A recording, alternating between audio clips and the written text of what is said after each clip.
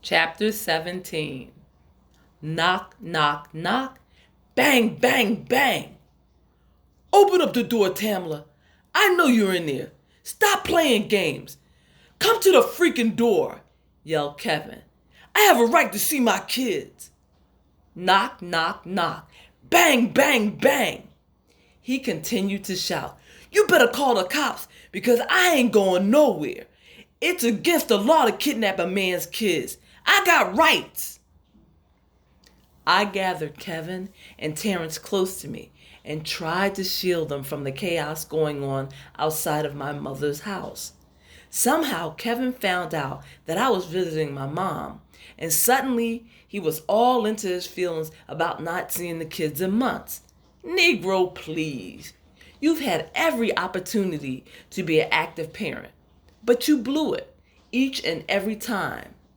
I've been begging you to spend time with the boys, but you had other plans. Little Kevin looked at me from the living room couch and asked, Why is Daddy mad? He won't stop banging on the door. Should we let him in? I turned startled eyes onto my oldest son. That was not a good idea. The man had been raging outside for the past 10 minutes. There was no way in hell that I was opening that door. I was not going to confront him in his current mood. For some reason, Kevin was playing the victim. He was acting like I'd wronged him, like I'd deprived him of being a good dad. Huh, now that's a joke. The man could barely part his lips to speak to me on the streets, and he never acknowledged his kids.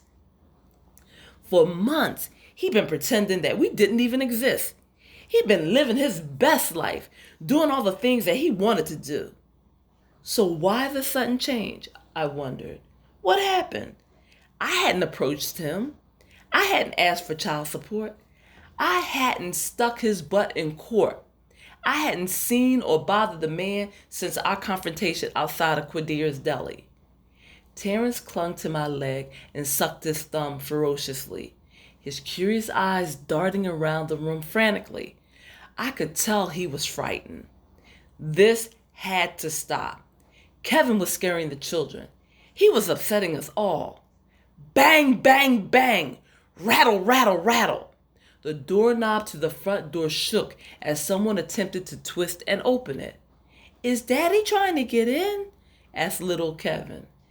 I glanced down at my son, and I read concern and a bit of fear in his eyes. He was searching for answers, and I had none. I opened my mouth slowly. Do me a favor, sweetie, I said in my most gentle voice. Take your brother downstairs. I want you two to turn on Cartoon Networks. I'm going to see what Daddy wants. Can you do that for me, baby? Little Kevin seemed to hesitate before he said, All right, Mommy, I'll do it. Come on, Terrence. Race me to the basement. It took Terrence a moment to comprehend his big brother's words. But when he did, my smallest son leaped from the couch and bolted towards the descending stairs. Little Kev took off after him. I smiled.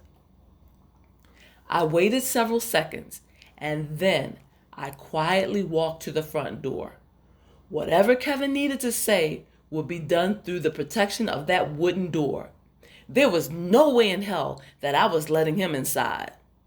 I wasn't in the mood to argue. I wasn't going to fight. But it was time to face my ex. If things got too out of hand, I would call the police and file a restraining order against the man.